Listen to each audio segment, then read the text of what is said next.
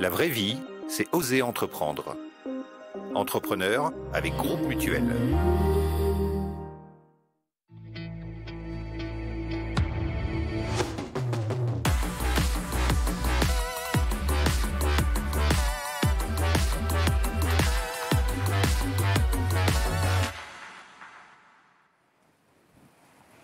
Bonsoir à tous, ravi de vous retrouver pour cette nouvelle émission en direct. On va se rappeler peut-être d'une époque qui paraît tellement lointaine maintenant déjà, l'époque où les taux hypothécaires étaient à moins de 1%. C'est bien fini. On va évoquer, vous l'aurez compris, le marché immobilier résidentiel, autant à la vente qu'à la location avec les professionnels du domaine. Ce soir, je vous les présente tout de suite. Il s'agit d'abord de Daniel Borges. Bonsoir Daniel. Vous êtes le directeur vaudois de Resolve.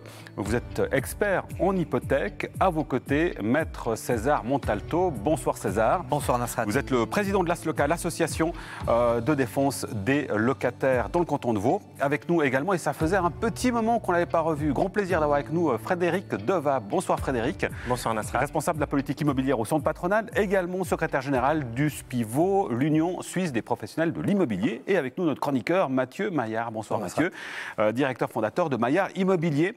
On nous dit que la situation aujourd'hui, Mathieu, est en train, et si je reprends en l'occurrence le rapport marché immobilier 2023 du Crédit Suisse, on nous dit que le vent a tourné dans ce rapport. Le marché immobilier est en train de changer, de se modifier. Vous le constatez au quotidien dans votre travail ? Alors, ce qui est vrai, c'est que l'inertie, en tout cas des affaires, a pris un rythme qui était plus celui qu'on a connu ces dernières années. L'inertie des affaires. C'est-à-dire qu'aujourd'hui, une affaire se fait beaucoup moins vite qu'il y a encore 7-8 mois en arrière, quand les taux étaient effectivement très bas et que l'attrait pour l'immobilier était énorme. Aujourd'hui, l'investisseur, il a différentes options à analyser. Il n'y a plus que l'immobilier, les taux sont plus négatifs aujourd'hui. On est en train de revenir finalement à une situation que j'appellerais normale, celle qu'on a connue avant cette période de taux très bas et l'effet Covid, comme on a pu l'appeler. Alors Daniel, là, Mathieu nous parle d'investisseurs. Alors c'est clair qu'au vu des taux, ça devient moins intéressant, mais pour celle ou celui qui veut acheter son propre logement, est-ce que vous voyez aussi une différence aujourd'hui avec ces taux ? Je rejoins M. Maillard pour l'indication. En fait, aujourd'hui, les gens prennent plus de temps à prendre une décision, donc il y a plus de calculs plus poussés. Je pense que si je devrais répondre à cette question précisément, ça vaut la peine de se faire accompagner par un spécialiste aujourd'hui, parce qu'il y a des vraies questions. Venant de vous, ça m'aurait surpris de dire l'inverse. On prêche tous pour sa paroisse, mais c'est une indication très précise pour la simple raison qu'on parle de taux bruts, en parlant de taux d'intérêt, il faut parler de taux net. Donc aujourd'hui, d'avoir l'expertise sur l'aspect fiscal et autres, c'est très important en fait, pour prendre une décision. Mais pour ne pas fuir la question à Nasrat, je pense que ça vaut toujours la peine d'être propriétaire. Moi, je le suis et je ne le regrette pas en tout cas. Et malgré le fait, d'ailleurs ce rapport le dit aussi, aujourd'hui, pour un même bien, l'acheter reviendrait plus cher que si on était locataire en termes de la valeur locative. C'est ce que nous dit ce rapport. C'est clair. Je pense que cette question-là mérite un débat en fait. J'aurais bien voulu connaître l'intégralité. Je pense qu'il y a deux aspects. Si on regarde l'aspect propriétaire en tant que personne pour son bien personnel ou investisseur. M. Maillard a appuyé l'aspect investisseur. Je pense qu'il y a une question qui se pose aujourd'hui. Il y a d'autres solutions d'investissement aussi sur le marché. Donc ça peut faire fuir certaines personnes dans ces axes-là.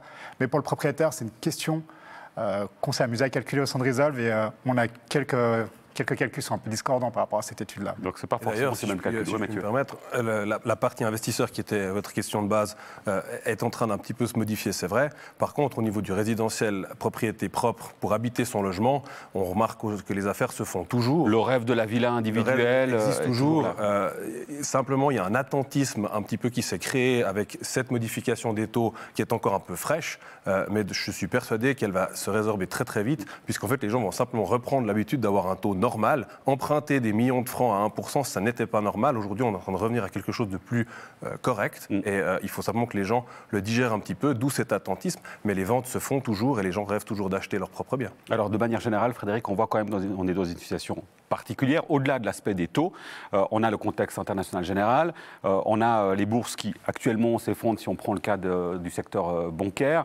On a des réglementations qui s'ajoutent en lien, justement, avec les propriétaires, mais aussi les locataires. On y reviendra avec César Montalto. Enfin, on est, pour dire, dans un contexte général où il y a un certain flou. Et forcément, dans le cadre de l'immobilier, est-ce que ça ne représente pas un certain danger ou un attentisme de la part des propriétaires ? Bon, justement, dans ces périodes un petit peu de trouble ou d'incertitude, la pierre reste un investissement sûr et une valeur refuge pour tous les investisseurs. Maintenant, comme l'a dit M. Maillard, c'est sûr que le marché obligataire devient aussi plus attractif vu qu'il n'y a plus les taux d'intérêt négatifs. Donc, du coup, ça pousse certains investisseurs à se détourner peut-être de la pierre. Je dirais qu'aussi les contraintes légales, que ce soit tant au niveau énergétique, assainissement énergétique, le droit du bail est aussi pose certaines restrictions et ça peut faire réfléchir à deux fois un investisseur avant de se lancer dans l'achat d'un immeuble de rendement parce que vous avez quand même passablement de contraintes que vous n'avez pas quand vous achetez une simple obligation. Mais je répète, la pierre est une valeur sûre et une valeur refuge. Ça, c'est certain. J'ai peut-être juste envie de compléter ceci avec le taux de logement vacant parce qu'au fond, ça, c'est aussi indépendant de ceci. On voit que le taux de logement vacant, de façon générale, ça dépend des régions dans lesquelles vous êtes, mais a tendance un peu à fléchir, que l'activité de construction ralentit un petit peu. Mais ça, à mon avis, la surréglementation joue clairement un rôle là-dedans, parce qu'au fond, donc c'est à cause d'une surréglementation qu'il manque des logements ? En tout cas, c'est la rigidité de la procédure qui fait que ça peut, en tout cas, expliquer une partie du problème. Il y a aussi le manque de main-d'œuvre, peut-être aussi des problèmes d'approvisionnement pour la matière première qui retardent certains projets de construction. Mais quand vous mettez à l'enquête et que vous avez kyrielle d'opposition et ça prend des années à ce qu'elle soit levée, ça pose certains problèmes. Et puis, je termine juste en disant que aussi le processus d'aménagement du territoire est très lourd. Si votre projet de construction nécessite un changement ou la création d'un plan d'affectation de quartier, d'un plan de quartier, c'est des années et des années. Et du coup, votre projet que vous aviez pensé il y a de ça 5 ans, il répond peut-être plus forcément aux besoins. Oui, et je vois Mathieu qui opine du chef, je vais lui donner la parole tout de suite, mais j'aimerais quand même entendre la voix des locataires, parce qu'on est quand même un pays de locataires, c'est assez particulier en Suisse.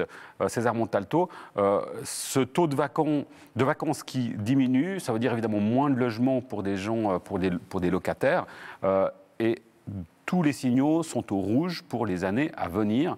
Est-ce qu'il y a une solution qui se dessine pour arriver, en tout cas, à améliorer cette situation du point de vue des locataires? Alors je dirais que les signaux, ils étaient déjà au rouge depuis un certain nombre d'années. Je crois qu'on parle aujourd'hui... Ça s'était détendu. Ça s'était légèrement détendu, mais il y a toujours une forme il y a un décalage finalement entre ce qu'on vit et ce qu'on constate. Moi, j'aurais plutôt tendance à dire que jusqu'à présent, on avait une situation, quand bien même en pénurie de logements, on avait une situation où le prix de l'argent, finalement, était extrêmement favorable aux investisseurs.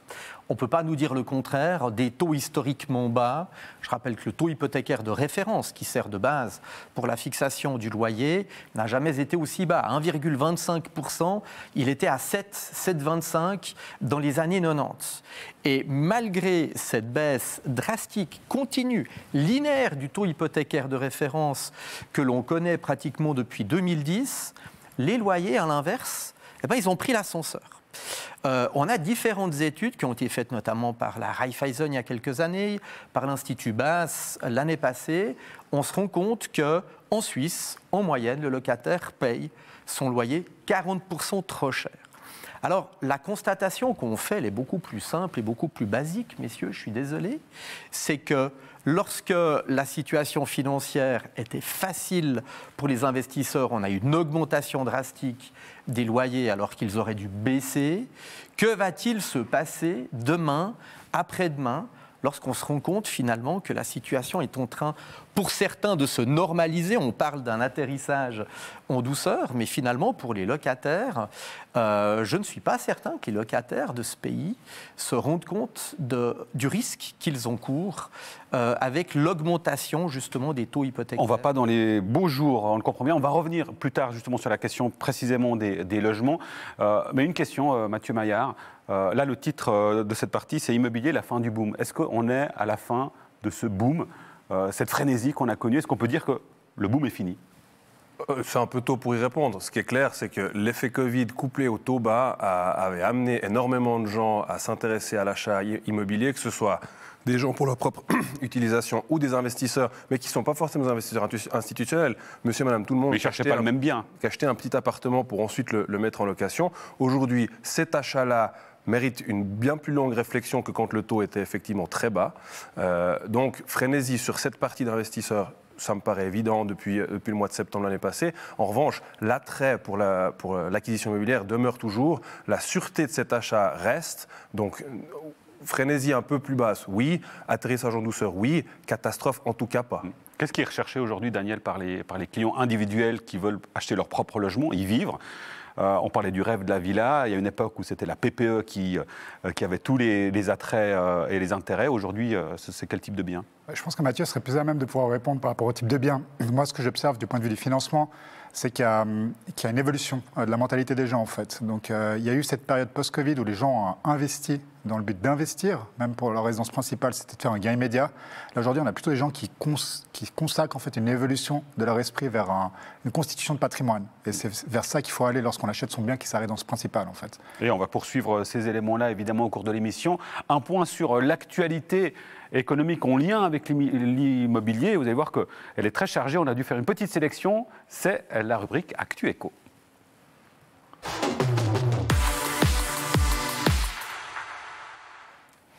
Première actualité, on va voir cette image. L'événement est daté de dimanche avec une votation en ville de Lucerne.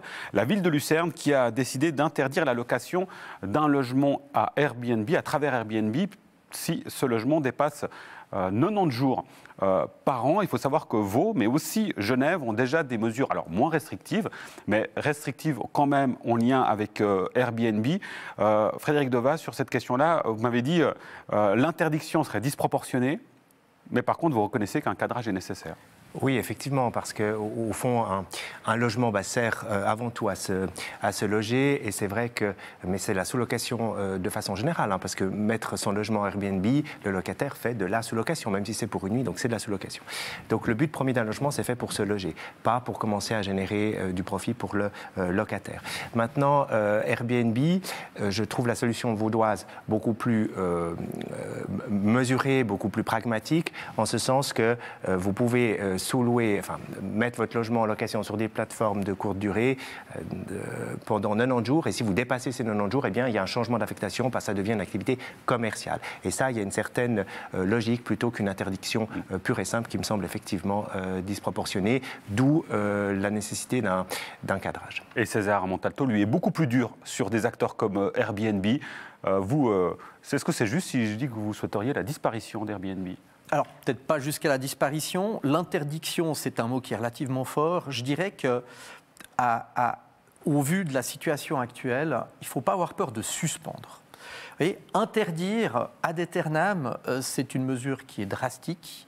Mais au fond, lorsqu'on se trouve dans une situation de pénurie comme celle qu'on connaît aujourd'hui, comme celle qu'on a connue déjà depuis un certain temps, se dire, ben voilà, momentanément, on fait un moratoire, et puis finalement, on se dit que les logements sont faits pour pouvoir y habiter, et non pas pour accueillir des touristes. On a vu quand même dans certaines grandes villes européennes, Barcelone, Lisbonne, pour ne pas les citer, on a vu le mal qu'a pu faire Airbnb chez certains habitants, chez certains résidents qui ont dû quitter les centres-villes, qui ont dû s'éloigner, qui ont dû payer beaucoup plus cher pour Vous craignez que ça arrive On n'aimerait pas que ça arrive chez nous, que ce soit Vaud, Genève, voire Lucerne, comme ça a été le cas lors de cette votation de ce week-end. Et qu'est-ce que vous répondez, César, alors à celles et ceux qui ont peut-être acheté un bien immobilier dont le but unique, justement, de le mettre en location sur Airbnb? Vous leur dites quoi? Acheter plutôt un hôtel? Alors, écoutez, je ne suis pas là pour défendre l'intérêt des hôteliers. Je peux comprendre aussi que les hôteliers aient leur propre intérêt. Acheter un bien, être propriétaire d'un bien, ça n'a strictement aucune incidence sur son affectation. Donc, du moment où on achète un immeuble, du moment où on achète un appartement au PPE et qu'on décide de le mettre ou de le destiner exclusivement à du Airbnb, on change son affectation. Et je dirais que du point de vue du droit du bail, ben, effectivement, ça peut poser éventuellement un problème pour le bailleur, mais bien évidemment pour la masse des locataires qui a besoin d'un appartement. On sait aussi qu'au sein des PPE, je ne suis pas là pour défendre l'intérêt des des PPistes, mais on sait aussi qu'au sein des PPistes, ça pose énormément de problèmes entre les PPistes, parce qu'on n'a pas forcément envie d'avoir justement un voisin qui met à plein temps un logement à disposition de vacanciers. Après, si je reprends ce cas de la PPE, vous ne pouvez pas non plus avoir un règlement de PPE qui interdit strictement toute forme d'Airbnb, parce que c'est une atteinte évidemment à votre garantie de la propriété privée. Donc il y a toute une question de mesure, si c'est évidemment le propriétaire qui décide de mettre en location Airbnb. Sur Airbnb. Deuxième fait d'actualité avec cette image de la capitale olympique, en lien avec un débat houleux hier soir, mardi soir, au Conseil communal sur la question du droit de préemption. La ville de Lausanne souhaite pouvoir vendre et demande un crédit, en l'occurrence, pour vendre les immeubles que la ville a achetés en utilisant le droit de préemption. Une question à vous, Mathieu Maillard. Est-ce que ça vous est déjà arrivé, parce que vous êtes très actif à Lausanne, pour un de vos clients, de voir un magnifique immeuble, de vouloir l'acheter et que la ville vous le pique sous le nez? Alors, je ne l'ai pas vécu directement. J'ai suivi de près une situation similaire qui se passe à Pries, où là, en fait... La fameuse affaire à Pries. La fameuse affaire à Pries, où là, on a un vrai problème de fond, c'est-à-dire qu'on a un promoteur immobilier qui développe un projet depuis des années, qui mène des négociations parfois compliquées avec un propriétaire, qui signe un acte d'achat et qui se voit souffler le projet par la commune, qui va directement le redonner à une coopérative derrière. Là, l'État s'intègre dans une transaction privée. Après, on le savait avec ce droit de préemption que ça allait arriver. Si on prend le cas de la ville de Lausanne, le but de la loi est de préserver le parc locatif. En ce sens, le syndic lausannois utilise son droit à le faire. La loi est là, il faut l'accepter. Moi, ce qui me dérange, c'est que le but de cette loi était aussi de créer des logements d'utilité publique, ce qui aujourd'hui en ville de Lausanne n'a pas été fait avec ce droit de préemption. Il n'a été utilisé que pour subtiliser, et je choisis mon mot, des immeubles dans une transaction entre privés, pour au final faire une partie, en tout cas une opération financière avec à la fin un droit de superficie qui va être payé par une coopérative. Je ne suis pas sûr que c'était l'esprit de la loi qui a été présenté au départ. C'est ça qui me dérange un peu. Et puis, je ne suis pas sûr non plus que ce soit le rôle d'un exécutif d'une grande ville de venir jouer le promoteur immobilier. Ça, c'est une question qu'on pourrait débattre. Alors, j'allais dire, ce n'est pas le sujet que j'aimerais débattre maintenant sur la question politique, presque philosophique du rôle de l'État, mais par contre, sur l'esprit de la loi qu'évoque Mathieu Maillard, et là je parle à l'avocat spécialisé en droit du bail en particulier. Effectivement, l'objectif, c'était finalement d'avoir un droit de préemption pour pouvoir offrir des logements à loyer abordable. Mathieu Maillard nous dit ça ne marche pas. Des logements d'utilité publique, de manière très générale. C'est des logements pour étudiants, c'est des logements protégés pour des personnes âgées. Les coopératives en font partie Alors, des coopératives peuvent effectivement acquérir et construire des LUP, des logements d'utilité publique. Maintenant, le droit de préemption, je crois qu'il ne faut pas peindre le diable sur la muraille. C'est quoi le droit de préemption? C'est le fait, pour une commune, de pouvoir intervenir dans une transaction, dans une future transaction immobilière, en disant, voilà, vous avez décidé de vendre cet immeuble, eh bien, nous substituons à l'acquéreur et nous payons le montant qui avait été discuté dans le cadre de la transaction. Le propriétaire, lui, au bout du compte, il ne perd strictement rien. Oui, il perd juste son droit de choisir à qui il vend la parcelle. Oui, mais pourquoi, M. Deva? Parce qu'on sait très bien que le propriétaire qui vend, la plupart du temps, celui qui vend son terrain, eh bien, il a tendance à se réserver un lot dans une future PPE. Et puis, autant se réserver un lot avec un prix peut-être favorable. Et là, je ne veux pas peindre le diable sur la muraille. Et puis, on échappe peut-être à certains impôts. Donc, non, le droit de préemption en tant que tel, on nous dit que finalement, on n'a pas vu de nouveaux logements se construire grâce au droit de préemption. Mais ce qui est parfaitement exact, il n'y a aucun nouveau logement qui a été construit. Non, mais donc, on construit des logements sur une parcelle. La commune ne va pas acheter l'immeuble pour le démolir et pour le reconstruire. Ce que fait la ville de Lausanne, et fort heureusement que ce que font encore d'autres localités vaudoises, c'est de préserver des logements à loyer abordable. La ville de Lausanne en a sauvé quelques centaines, 200, sauf erreur. Elle n'a rien sauvé du tout, elle encaisse une rente de superficie, elle détourne complètement l'outil qui était fait pour construire des logements à loyer abordable, pas pour encaisser une rente de superficie. Moi, je trouve extrêmement choquant ce que la ville de Lausanne fait. Elle viole complètement l'esprit de la L3PL et j'ose espérer qu'il y aura un recadrage ou des nouvelles cautèles qui sont mises dans la L3PL pour éviter ce genre de situation, parce qu'au fond, la ville de Lausanne, elle dit ceci. Le message de la ville de Lausanne, c'est j'achète, j'encaisse la rente de superficie et finalement, c'est aux coopératives de se débrouiller pour créer des logements d'utilité publique. Si je prends l'exemple de Montagibert, c'est des grands appartements, il faudra les transformer, c'est un coût de transformation et puis après, votre loyer, il est plafonné et tous ces risques financiers, les problèmes de rentabilité, finalement, la ville, elle s'en lave les mains, elle transmet ça aux coopératives et c'est parfaitement inadmissible. On a pu entendre juste rapidement. Le tribunal fédéral a validé la pratique lausannoise. Il a validé l'achat, il n'a pas validé le fait que la ville de Lausanne en tire une rente de superficie. Et on ne vous mettra pas d'accord.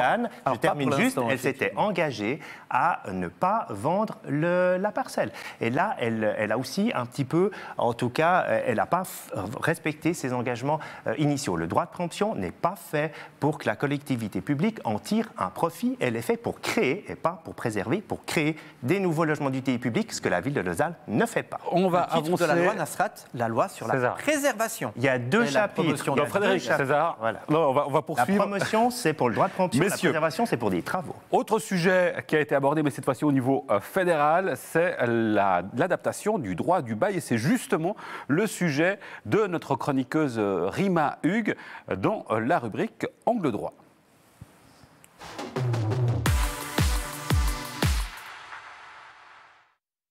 Le droit du bail sera-t-il bientôt durci ? Le Conseil national vient d'adopter 2 projets qui vont dans cette direction. Le premier vise les sous-locations abusives, tandis que le deuxième vise à faciliter la résiliation du bail pour besoins propres. Si ces projets devaient être acceptés par les conseils des États, quel changement pourrait être introduit en matière de droit du bail? Actuellement, pour les sous-locations, le consentement écrit du bailleur n'est pas nécessaire et il ne peut refuser la sous-location qu'à certaines conditions. Si la loi est modifiée, le locataire devra obtenir le consentement écrit du bailleur pour mettre le bien en sous-location. Le bailleur pourra également refuser la sous-location si elle dure plus de 2 ans. Le deuxième projet accepté par le national porte sur la résiliation pour besoins propres. Le but de cette modification de la loi est de permettre au bailleur de résilier plus facilement son bail s'il fait valoir son besoin propre. Si ce projet devait être accepté, les conditions relatives à l'urgence du besoin seraient assouplies. Actuellement, le bailleur doit faire valoir un besoin urgent pour qu'il puisse résilier le contrat de bail et récupérer son logement. Il est important de noter que des référendums sont déjà prévus si ces 2 projets devaient être acceptés par le Conseil des États. Voilà pour cette chronique signée Rima Hugues. On a pu entendre César Montalto dire voilà, dans un pays de locataires, une telle décision va en faveur des propriétaires. Alors, le droit du bail est déjà suffisamment strict et sévère vis-à-vis des locataires. On nous parle du besoin propre du propriétaire. Le nombre de dossiers dans lesquels on se rend compte qu'un propriétaire résilie en invoquant un prétendu besoin propre, en faisant venir à la barre le petit-fils qui rentre des États-Unis et qui est censé reprendre l'appartement du locataire en question. Et finalement, on se rend compte que ce n'est pas le cas. Donc, il faut bien évidemment impérativement protéger les locataires contre ce genre de résiliation abusive. En ce qui concerne la sous-location, mais les dispositions légales existent déjà. Le locataire a le droit de quitter son logement pendant un certain temps. Il a le droit de partir à l'étranger, de revenir et de retrouver son logement. On est en train d'assister, au niveau du Conseil national, à un véritable démantèlement du droit du bail. Et ce démantèlement, il se fait selon la pratique du saucisson. Donc, on y va coup par coup et on oblige finalement les associations de défense des locataires à agir par la voie de référendum. Plusieurs référendums, d'ailleurs, qui seront lancés, bien évidemment. Je regrette que la caméra n'ait pas été tout le temps sur Frédéric Deva pendant les propos de César Montalto. Vous avez tiqué à plusieurs reprises. Je n'ai pas tiqué, mais c'est tout à fait erroné d'affirmer ceci.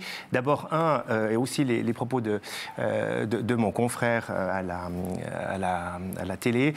Au fond, le contrat cadrement prévoit déjà, en matière de sous-location, un accord écrit préalable du bailleur. Donc, au fond, cette modification du droit fédéral ne fait que reprendre ce qui existe déjà déjà en terre vaudoise, qui était repris aussi dans les règles et usages locatifs. Donc il ne s'agit pas de durcir, il ne s'agit pas de démanteler le droit du bail, il s'agit juste de l'adapter aussi aux réalités du marché. Et je dirais, c'est ce que j'ai dit aussi pour Airbnb, la sous-location, c'est pour des cas bien précis, ce n'est pas fait pour que le locataire en tire un profit. Et un locataire qui sous-loue de manière massive son logement, ça ôte, et ça la SLOCA devrait être sensible, ça ôte le logement du marché locatif pour loger la classe moyenne, pour loger des familles. Donc au fond, ce que cette révision implique, c'est simplement on durcit un petit peu les conditions de la sous-location pour qu'au fond le but premier du logement est de loger, pas pour réaliser des profits. Et pour la résiliation, je me permets juste de dire que très rapidement comme toujours, la résiliation pour besoin propre du bailleur, on remplace le terme besoin urgent par besoin important et actuel. Ça n'atteint absolument pas les droits du locataire, puisqu'au fond, dans le cadre d'une demande de prolongation de bail suite à cette résiliation, eh bien, l'autorité fera peser des intérêts entre le besoin propre et urgent du bailleur et l'intérêt du locataire à demeurer dans son logement. Donc le locataire reste toujours autant protégé que selon le droit actuel. Il n'y a aucune atteinte aux droits des locataires. Voilà qui est dit, on vous a entendu et l'un et l'autre. On va revenir sur la question de l'accès au logement particulier. Je disais en introduction, il semble déjà très loin ce temps où les taux d'intérêt étaient en dessous de 1%. Qu'est-ce que, Daniel Borges, ça a changé concrètement dans le profil aujourd'hui, peut-être des clients qui souhaitent acquérir un logement par rapport à il y a encore 1 an et demi en arrière? Je pense, comme tout à l'heure le soulevait M. Maillard, il y a une évolution aussi. Je pense qu'on est dans une phase d'acceptation. Donc aujourd'hui, on a une volatilité sur les taux. Donc ça vaut la peine d'accompagner les taux et de voir ceci, parce que ça varie.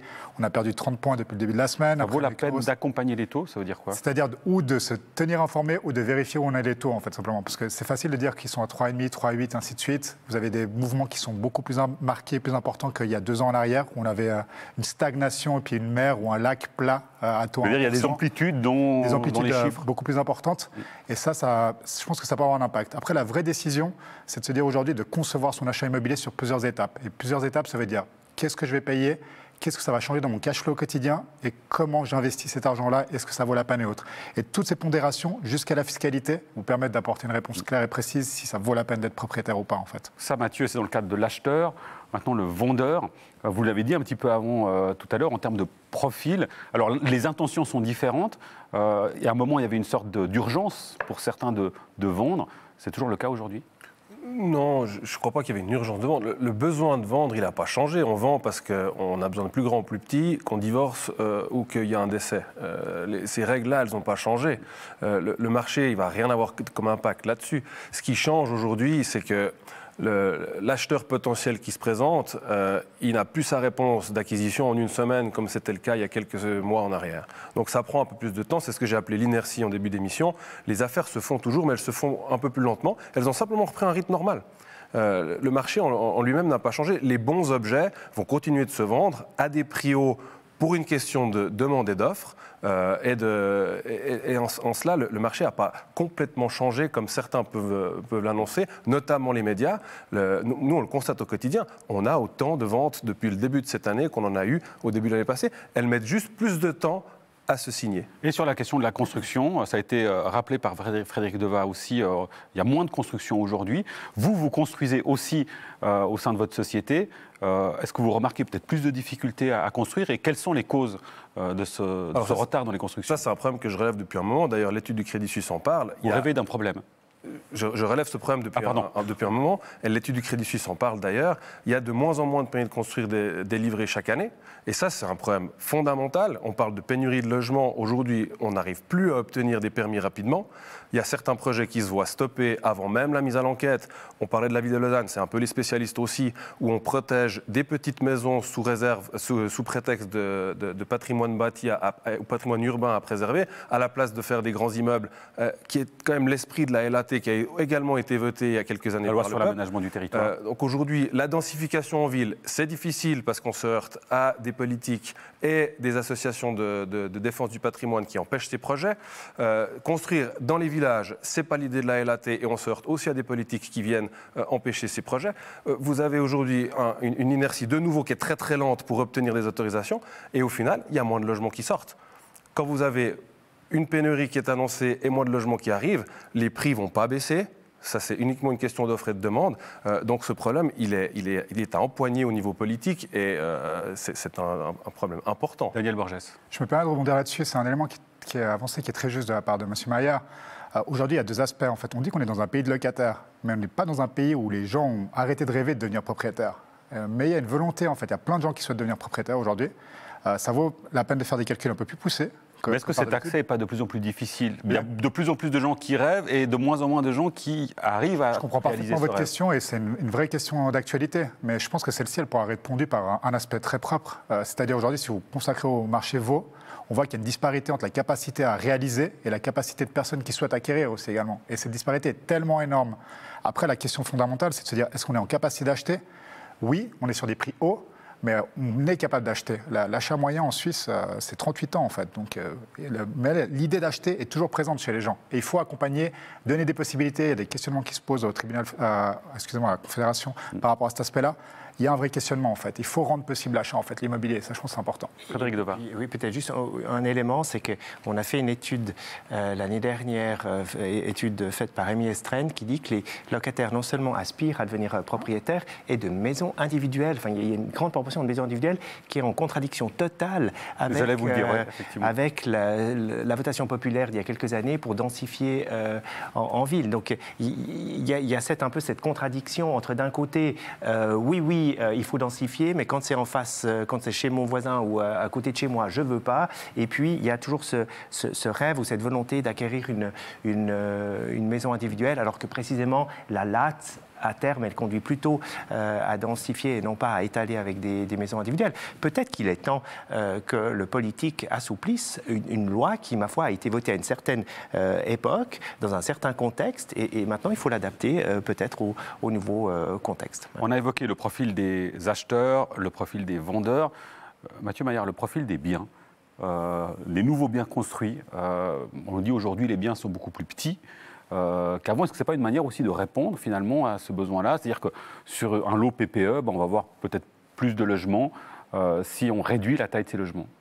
Alors, ils sont plus petits, mais ils sont surtout beaucoup plus efficients. C'est-à-dire que si vous comparez un appartement typique années 30 lausannois avec haut plafond, moulure, vous avez toujours un immense hall qui ne sert à rien, où on ne sait pas comment mettre le tableau. Ce hall-là, il n'existe plus dans les nouvelles constructions, ça c'est clair. On a rendu les constructions plus efficientes.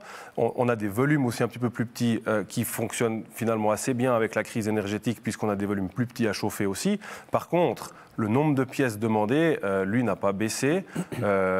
L'effet Covid qui demandait plutôt une pièce supplémentaire pour le télétravail, il se tasse un petit peu, mais il est quand même toujours là. La typologie de biens demandés, là, il n'y a aucun impact avec l'évolution du marché qu'on est en train de vivre.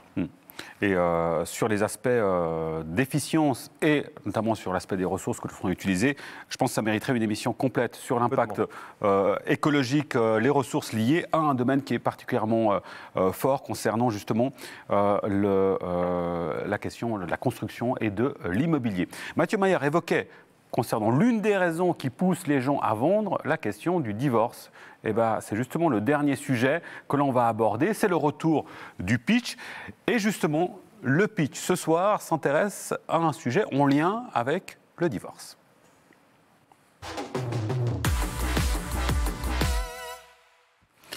Et ce projet s'appelle amiable.ch. Il est tenu par Pascal Gemperli. Bonsoir Pascal. Qu'est-ce que c'est qu'amiable.ch? Vous l'aurez peut-être compris, c'est lié à un divorce à l'amiable. Ils nous en dit plus. Le pitch, c'est par là. Allez-y. Merci. Le taux de divorce en Suisse est de 50%. Et qui dit divorce dit souffrance émotionnelle, casse-tête juridique et soucis financiers. Et donc, c'est ce que il vaut mieux de faire ça à l'amiable et hors tribunaux. C'est ce que nous faisons depuis une quinzaine d'années. Nous sommes un cabinet de médiation assermenté par le tribunal cantonal. Donc, nous avons développé cette offre, digitalisé la quasi-totalité de nos processus, qui nous permet aujourd'hui de proposer le divorce à l'amiable chez les médiateurs et en ligne. Nous continuons aussi à développer notre offre. Nous venons de publier un simulateur de pension alimentaire donc, qui permet à tout un chacun de simuler ses pensions alimentaires en cas de divorce. Et actuellement, nous travaillons sur une diversification de l'offre et de la tarification en fonction de la complexité du dossier. Voilà, merci beaucoup. Pascal Gemperli d'amiable.ch. Merci beaucoup Pascal. Je crois que depuis peu, vous êtes suivi par G-Dilemme. Depuis vendredi passé, ouais, c'est la bonne nouvelle. Félicitations. Merci. J'ai envie de poser la question à l'avocat, l'un des deux avocats qui est avec nous, maître César Montalto. Là, ce que nous propose Pascal Gemperli, c'est pas en concurrence pour, alors pas vous, parce que vous n'êtes pas dans le droit de la famille, mais de vos confrères et consoeurs. Ça ne représente pas justement une forme de concurrence ? Je ne suis pas sûr que la médiation soit une forme de concurrence, au fond, à un combat juridique. On le dit très facilement, hein, on a échoué dans son mariage, au moins qu'on puisse essayer de réussir dans son divorce. La médiation, c'est un mode de résolution amiable et alternative d'un conflit. Si on y arrive par la médiation, tant mieux. Je ne suis pas certain que mes confrères soient contre la médiation, bien au contraire. On essaye de mettre la médiation en avant au fur et à mesure en matière de droit de la famille, mais également en matière de droit de l'immobilier. Il y a des cas de médiation entre locataires et bailleurs également. Mais je ne pense pas que ce soit directement une forme de concurrence à ce que peuvent offrir les avocats, sans compter le fait que des divorces sont parfois extrêmement compliqués, ne serait-ce qu'en matière de liquidation du régime matrimonial. Il y a des liens d'extranéité aussi avec des cas qui touchent à des éléments étrangers, l'application du droit étranger aussi parfois. Donc pourquoi pas, mais à voir. Et il y a un aspect d'automatisation que vous proposez, Pascal. Oui, alors maintenant, on développe vraiment une partie qui sera complètement automatisée pour les dossiers, on va dire, simples. Et puis les autres dossiers, on continue à mettre la main à la pâte pour être là pour soutenir les parties, bien sûr. Et il y a du boulot évidemment à ce niveau-là. Et là, je vais passer la parole à un multi-entrepreneur, parce qu'on le connaît, Mathieu Maillard, comme étant dans l'immobilier, dans la construction, mais vous avez investi, créé d'autres sociétés. Là, en l'occurrence, le marché dans lequel se lance Pascal Gemperli, il y a un sacré potentiel. La moitié des gens qui vont passer par sa plateforme finiront probablement chez moi pour vendre leur maison ou leur appartement qu'ils ne pourront pas garder. Donc oui, malheureusement, ça fait partie de la vie. Un divorce réussi, mes parents ont très bien réussi le leur et je les cite souvent en exemple.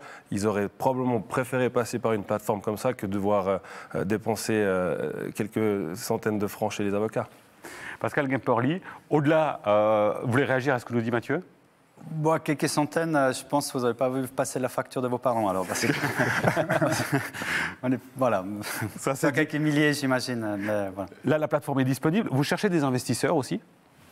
Alors oui, on a un business plan maintenant, puisqu'on est avec Genilem, ça nous a beaucoup aidé à un peu développer nos idées. Et puis on a un business plan sur 3 ans. Et puis si on arrive à avoir autour de peut-être 100 000 francs, on peut vraiment accélérer le développement. Et sinon, ça va peut-être prendre 4 ans ou 5 ans plutôt que 3. Mais si on peut faire sur 3 ans, c'est tant mieux.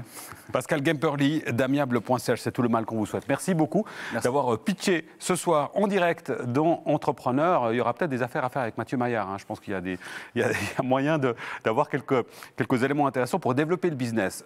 Un dernier élément pour revenir à notre sujet, on fait un tour de table rapide. Messieurs, aujourd'hui, si vous devez définir finalement ce qui nous attend, je sais que vous n'êtes pas devin, évidemment, mais comment vous sentez l'état du marché immobilier, autant pour les propriétaires, les vendeurs, les acheteurs, que pour les locataires. Et je vais passer la patate chaude à Mathieu Maillard. Moi, mon sentiment, c'est qu'il va falloir attendre jusqu'à l'été à peu près pour que cet atterrissage se termine tranquillement, que les nouvelles normes soient réintégrées par le marché, et puis ensuite on reprendra un rythme tout à fait normal qu'on a connu, je le répète depuis le début, avant le Covid finalement. Pas besoin de s'énerver ou de s'exciter. Au vu de la situation, on ne fait que revenir à la normale. C'est ce que vous nous dites depuis le début. Daniel Borges. Alors, il y a plusieurs questions dans votre question. Donc, je pense que pour les propriétaires qui achètent leur résidence principale, la question ne se pose pas. On rejoint ce que Mathieu vient d'indiquer. Il y a une stabilisation, ça commence à être absorbé. Pour l'investisseur, je pense qu'il y a vraiment un rôle à jouer en fait, aujourd'hui parce qu'il y a de la diversification. On peut investir dans la pierre ou dans d'autres éléments. Mm-hmm. Ça, je pense qu'il y aura des questionnements qui vont se poser en fait. Mais je ne pense pas qu'on va freiner parce qu'encore une fois, le principe premier, c'est la première question qu'on se pose là aujourd'hui, c'est offre et la demande, en fait, simplement. Et cette question-là, aujourd'hui, elle n'est pas encore répondue, tout simplement. Donc, on ne va pas pouvoir la freiner. Frédéric Devin. Moi, je pense qu'effectivement, il est peut-être trop tôt encore pour faire des plans sur la comète. Il y a une chose peut-être qui n'a pas été dite, mais typiquement, si je prends le taux de logement vacant, là, je parle plutôt sur le marché de la location, ça se fait chaque fois à chaque 1er juin de chaque année. On détermine le taux de logement vacant. L'année dernière, on a constaté un fléchissement, mais qui était aussi dû au fait qu'il n'y avait pas simplement de projet de construction, qui avait pris du retard suite au Covid parce que pénurie de matériaux de construction. Donc, je dirais à voir quel sera le taux de logement vacant en 23 avant de commencer. Et puis peut-être il faut faire un point de situation avant de faire des plans sur la comète. Donc plutôt stabilisation. Et le mot de la fin pour César Montalto. Écoutez, moi je ne suis pas très optimiste malheureusement, compte tenu de ce décalage finalement entre la situation financière actuelle et l'évolution future du taux hypothécaire de référence. Les locataires doivent malheureusement s'attendre à recevoir des hausses de loyer. Ça dépend. Et ce qu'on sait en tout cas, c'est que le locataire a tout intérêt bien évidemment à les contester parce qu'il y a tout un arsenal juridique qui permet aux locataires de contester ces hausses de loyer. Messieurs, merci beaucoup pour votre participation pour cette émission destinée à l'immobilier résidentiel. Merci à vous pour votre fidélité. On se retrouve la semaine prochaine pour un nouveau numéro, toujours en direct, toujours le mercredi à 17h. Ciao.